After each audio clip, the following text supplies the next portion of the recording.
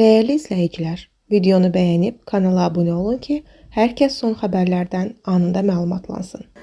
Xalq artisti Könül Xasiyeva Əliyev sarayında sonuncu dəfə konsert verdiyini bildirib. Bu haqda o, qonaq canlı verilişinin müsahibəsində bildirib.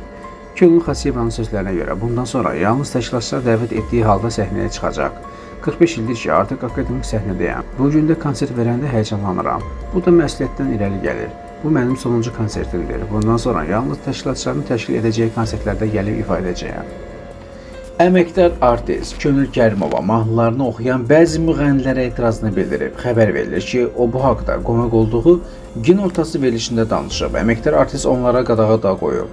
Hansı ki, zəif ifaçılarlar. Onların mənim mahnılarımı oxumaqlarını istəmirəm. Mahnımı cılızlaşdırırlar. Mən də bunu bəyənmirəm. Mənim qədər gənclərə dəstək olan sənətçi bəlkə də yoxdur.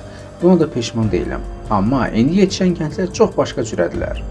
Mən bəstəkar deyiləm. Sadəcə içimdən gəldiyi üçün milli ruhda bir neçə mahnı bəstələmişəm. Sizin nə ixtiyarınız var ki, mahnını icazəsiz götürürsünüz, dəyişdirirsiniz, milli ruhdan çıxardıb oxuyursunuz.